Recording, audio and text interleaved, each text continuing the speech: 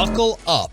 Sean Sharif, RJ Choppy, and Bobby Belt after the Philadelphia Eagles lose the Super Bowl despite the performance from their quarterback. 27 of 38 for 304 through the air. Bobby's standing up. The QBR was an 80. He ran it 15 times for 70 yards with 3 touchdowns on the ground. The question for the Tolos on the truckwreck.com text line at 877-881-1053. Can we definitively say already that Jalen Hurts is the best quarterback in the division today and moving forward? Is it too early to say that? Is it an argument? Is it not an argument? Jalen Hurts over Dak Prescott after the seasons that everybody just had. RJ? Look, I think it's probably too early to say that. I mean, it's been a year and a half really for him. I think it's a little bit too early, but I mean, I think the idea that this guy can't throw or isn't a great quarterback, I think those are all gone. He's a really good passer. He's a really good runner. He's a tremendous football player. If you ask me for next year, did he have a better year than Dak did this year? Yes, I don't think anybody would argue that. Sure. Is he going to have a better year than Dak does next year? Man, who knows? I would probably lean yes, but I don't think I'm there yet because it's so early.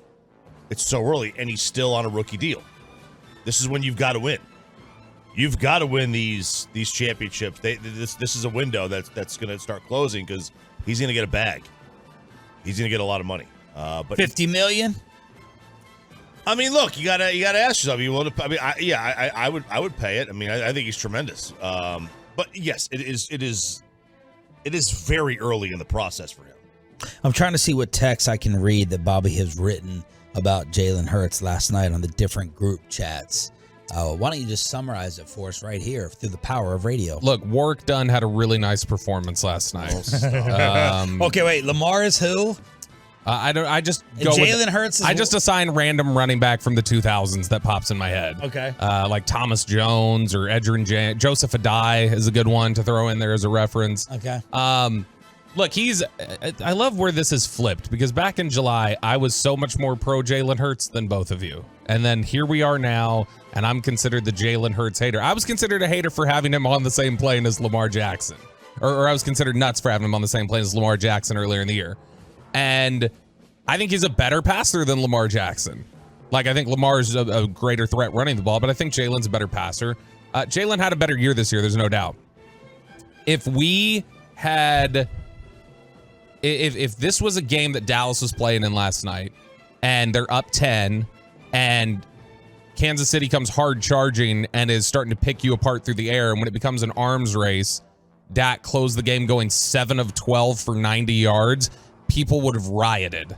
There would be all this, doesn't matter what happened, Dak choked, can't do it. There's none of that talk today about Jalen Hurts, which is ridiculous because it would be bad, it's 58% completions. It is bad. He was bad in the second half. But he wasn't bad in the second half. He had 3 drives. He scored on 2 of them. I bet if you go 10 points on 3 drives. I mean, that's as a pretty soon as good it number. became about him throwing the ball, which, by the way, in the first half, he was off target with the Brown throw. He should have been picked on one to Devontae Smith. Off target? Yes, that ball was off target. A.J. Brown had to fight back to the ball. But the point is, he made the throw. Like, Dak would not have even attempted that. Wrong. It's the same throw that he made against CD. The same throw he made to CD in the San Francisco game when Twitter lit up and went, well, that's just CD. Dak making a terrible throw, completing that 46-yarder. It's just an inconsistent, irrational standard. That's all. Was he better than Dak this year? Yes, he was. For the majority of it. I mean, there were pockets where Dak was playing really well. Sure. But for the majority of the year, yeah, the totality of the year, yeah. Was he fine last night? Yeah, he was fine. Fine? Yeah, Dude, he was really good. Everyone's saying it was a special performance. It was not a special performance. Dude. He was good. No, dude, nothing. The touchdown throw to A.J. Brown, the 2 big throws that he made the touchdown throw to offline. A.J. Brown, wasn't he just kind of more putting it up? Yeah, but we want our quarterbacks sometimes to do that. Yeah. I'm giving him credit except everybody for bees and complains when Dak doesn't. Goes like, why are you trying to fit in that window? 27 to 38 for 304, hard to dispute. 70 rushing yards with 4 total touchdowns. That's more than fine. Yeah, and then also, and let's be fair. and this Fantex bringing this up, you really can't count the Hail Mary against him at the end. So he's really 7 of 11. Oh yeah, where he threw the 25-yard pass. That's not a play. That was Carlton Banks in Fresh Prince of Bel-Air trying to hit the half-court shot. It's not, I know. We're not really counting that against him. So no, 7 of 11. Look. That's a big difference. There was a lot to like about what Rudy Johnson did last night. It was impressive the way he ran the ball for 4 yards per carry. That was awesome. But so you think that if you were going to take someone for the next 3 years, it's not even close in your mind. It's an easy win that you take Dak as your quarterback. Yeah, just like it was in year 3 for Carson Wentz or year 2 for Carson Wentz, where I'm still going to take Dak. Carson Wentz is coming back down to earth. Jalen Hurts is coming back down to earth next year. We'll figure out including with the rushing, because this is how bad I think the discrepancy is. I'll find whatever bet you want that Dak has a higher QBR than Jalen Hurts next year. Okay. All right. There you go. Okay, we'll figure something out. Figure something out. But the Fantex is blowing up. I bet everyone's taking the Hurts. The Fantex is so anti-Dak. They're generally all taking Jalen Hurts. They all want Ruben Drones to be their quarterback. Good reference. Thank you. Look, the reality, though, is that neither one of them is ever going to be. We've seen the last Super Bowl that either one of them is going to be in. History shows us that. How so it hurts? Because only Elway and Jim Kelly, they are the only quarterbacks to lose their first Super Bowl and return. Quarterbacks that lose their first Super Bowl don't return. That means nothing. And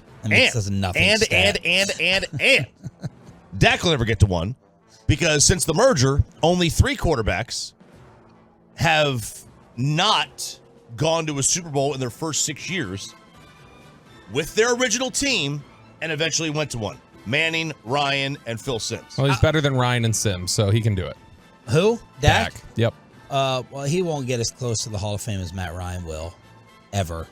Probably not, but I mean, there's still the entire second half of his career for us to see what changes. Didn't Matt win 2 MVPs? I know he won one. I know he won at least. Well, I thought he won maybe one earlier in his career. I'll put more stock into the Dak stat, because that's kind of saying if you either get it or you don't, and if you aren't there, you got to get it on your rookie deal. Yeah. Since 2004, no quarterback won a Super Bowl with their original team that wasn't on a rookie deal, except for last names of Brady and Manning. So if you don't, now Stafford was a new team. If you don't win that Super Bowl on your rookie deal with your original team, you ain't gonna win one. So you wouldn't re-sign Jalen Hurts then? Oh, that's a whole different discussion. But if you're not going to make the Super Bowl with him, go get another rookie deal quarterback. Yeah, they generally don't make rookie, Super Bowls after the rookie deal, unless you're an all-time. You gotta be goated. You gotta be goaty. So, do you want to answer Bobby's question? I would. I mean, you have to do it, but yeah, you know what happens when you do that. You know you're never going back there. All right, so next 5 years, they're both making $40 million. I'm just talking about ability. Who would y'all take? We know Bobby's answer. I would next 5. If you did next 3, I might do Dak. If you next 5 with the age, is how mobile is Dak going to be 5 years from now? All right, fine. Next 3. I'd probably lean Dak next 3. Next 5, I'll definitely do Hurts though. Okay. And you're, of course, Dakota. Yeah, give me Dak over Willis McGahee for sure. Peyton, what do you think? Has Hurts proven it? He's better than Dak? Yeah, he did it all season long. I mean, he put on, I don't care what Bobby says, he played an elite level of play last night, so I'm going to take Hurts next 5 years. Yeah, we judge everything by one game. That's why we all have crowned Dak after Tampa. He did it for 15 games. Yeah. Well, let's look at the history. RJ usually will say 1 year, I don't want to hear it. I think recent history shows that the 1 year usually follows up. Burrow, Herbert, Wentz, Wentz and Carr, Robert Griffin are the 2 on the other side. I said recent, jackass. Listen to when I'm talking closely. But you talk about Herbert and you talk about Allen. There wasn't a big drop back, and Joe Burrow. So recently, it has followed through moving forward. Versus, all right, I got to see you do it one more time. I got to see you do it again. So we'll see which side Jalen Hurts falls on. I mean, there is a. I mean, yeah. I mean, I do want to see it again. Although he wasn't terrible rookie year, he led them. They went to the playoffs. He wasn't great. The thing is, unless their running game is figured out, we know what he's going to do on the ground unless he gets hurt. That's not going to fall off next year. It's going to come down to the drop back game in terms of how much you believe in him making these throws. Bobby wants to punish him for the Devontae Smith out of bounds. He doesn't want to give him any credit for the A.J. Brown one. He is definitely much improved passer. He is. Yes. And he's a better than average passer. He's not good enough to be at the top of the league. He and Josh Allen have taken the two largest quarterback steps in the last 5 years that I can remember. The leaps. 5 years. Let me think here. Yeah. Probably. Nobody else is really standing out. Yeah. But Allen's is even a totally different. Allen's is even way above Hurts in terms of that leap to me. With the completion percentages and all that. It's just in general, Allen went from being like a 58%, couldn't hit the broadside of a bar in his rookie year to being one of the most efficient passers in the NFL. Next 3 years, I'm probably taking Jalen Hurts. Sorry, Bobby. I agree with the fan text. Fine. Just like last night, I was asking myself, in this game, in these moments, do I see number 4 doing the same stuff and having the amount of faith in him with the intangibles and just coming through in the moment? My answer to myself was no. So that's why I would lean more towards Jalen Hurts. I hope that him throwing in the drop back game gets exposed and it's not real. I can't believe the leap that he made, but he's even got better intangibles than our guy. So I'll take Jalen Hurts. The ability to run right now sets him apart from Dak. I hate this stupid freaking 4th and 1.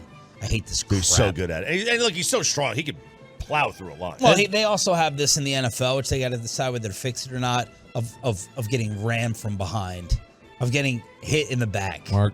Of getting hit in the back by 2 guys. Mark. As you're sitting there trying to penetrate the line of scrimmage. You know what I mean?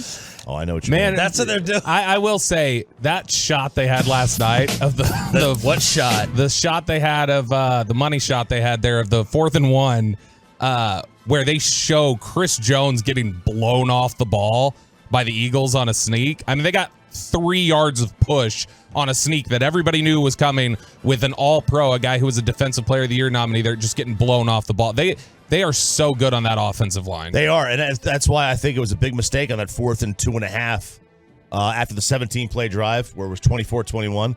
I thought it was a mistake going for the field goal. I mean, you had a chance to put them away for the most part. Like, going up 10 in the 4th quarter or late 3rd, you're putting a real stress on the Chiefs. I thought it was a mistake on Sirianni's part to kick a field goal there. Here was the new king of the NFC East after the game. I don't think this game is defined by one play throughout the game, one call, whatever it was. I'm big on self-reflection and reflecting on the things that I could have done better. What? And he's better in a press conference than Dak is in speaking. Yeah, he's so great. I was doing better. By the way, yesterday was the first time the league MVP, has won a Super Bowl since Kurt Warner did it. League MVP, and I think they're the only 2 ever. By the way, Kurt Warner, lighten up a little bit, man. Good Lord, we love you. Great job with your film breakdowns. Understand rivalries a tiny bit. Stop being above it like Hushmanzada when he's like, oh, people insulting the losing team. That's so weak. The second best team in the league all year, and people are hurling insults at them. So come down from the clouds a little bit, Kurt. Like, try to be with the rest of us. Understand sports a tiny bit. Here's my other favorite random stat about that quarterback matchup last night. That was the 8th time that the 2 first-team and second-team All-Pro quarterbacks played each other in the Super Bowl. It's the first time the first-team quarterback won. The second-team All-Pro quarterback has beaten the first-team quarterback every other matchup before this one. Yep. Wow.